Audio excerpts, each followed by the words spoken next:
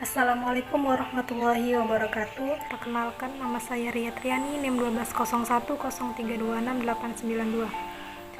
Pada video ini saya akan menjelaskan tentang administrasi personalia pada mata kuliah Administrasi dan Supervisi Pendidikan. Dosen pengampu Bapak Damsir SPDI MPDI. Baiklah, pertama-tama saya di sini akan menjelaskan apa itu administrasi. Administrasi dapat diartikan sebagai bentuk aktivitas yang meliputi catat mencatat, surat menyurat, pembukuan sederhana, ketik mengetik, dan kegiatan lain yang sifatnya teknis ketata-usahaan. Administrasi dengan kata lain adalah tata usaha.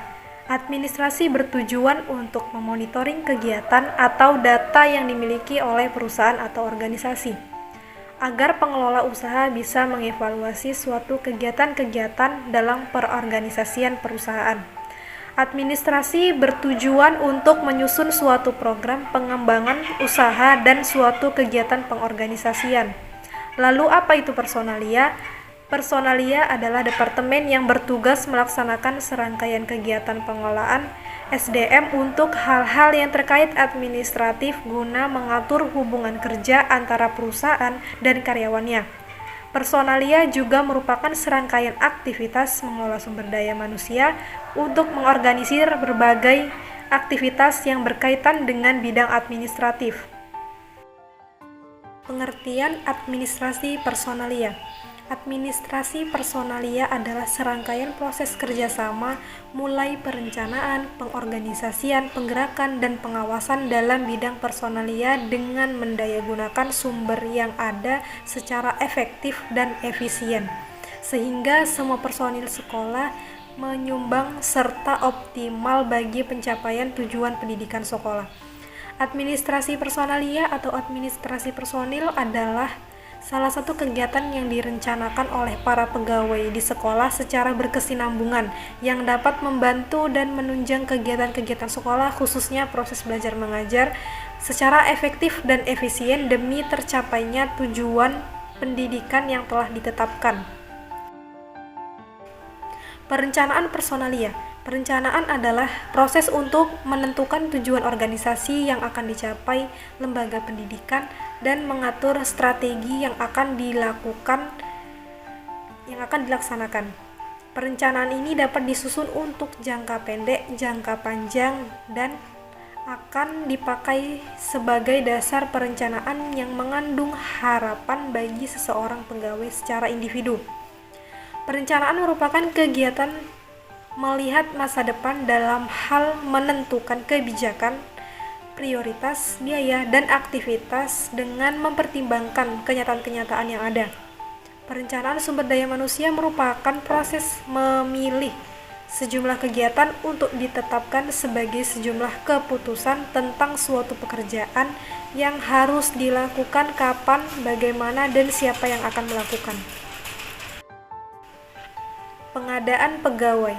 Pengadaan pegawai merupakan kegiatan untuk memenuhi kebutuhan pegawai pada suatu lembaga, baik jumlah maupun kualitasnya.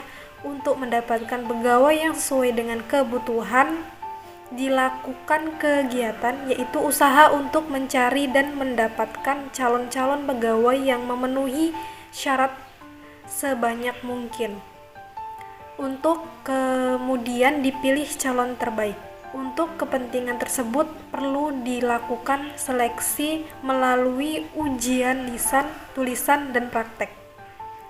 Tujuan pengadaan adalah menerima pelamar sebanyak-banyaknya sesuai dengan klasifikasi kebutuhan perusahaan dari berbagai sumber, sehingga memungkinkan akan terjaring calon karyawan dengan kualitas tertinggi dari yang terbaik.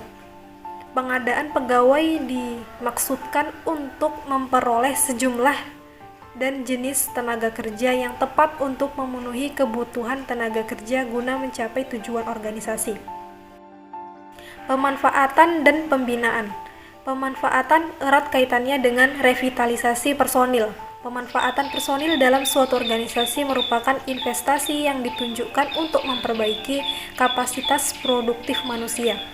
Dengan personil yang baik, organisasi akan memiliki kekuatan kompetitif dan daya tahan terhadap perubahan dan perkembangan zaman yang begitu pesat.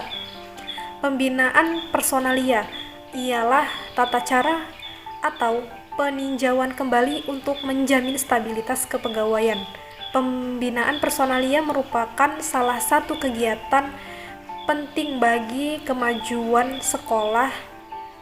Keberhasilan program pembinaan personal di dalam beberapa hal banyak dipengaruhi oleh peranan pemimpinnya. Mereka diperlukan mulai dari tahap perencanaan, pelaksanaan, dan penyeleksian program itu. Pemberhentian dan pensiun. Pemberhentian pegawai merupakan fungsi personalia yang menyebabkan terlepasnya pihak organisasi dan personil dari hak dan kewajiban sebagai lembaga tempat bekerja dan sebagai pegawai. Dalam kaitannya dengan tenaga kependidikan negeri sipil, sebab-sebab pemberhentian tenaga kependidikan dapat dikelompokkan ke dalam 3 jenis. Pertama, pemberhentian atas permohonan sendiri. Ini seperti PNS yang meminta berhenti diberhentikan dengan hormat sebagai PNS. Kedua, pemberhentian oleh dinas atau pemerintah.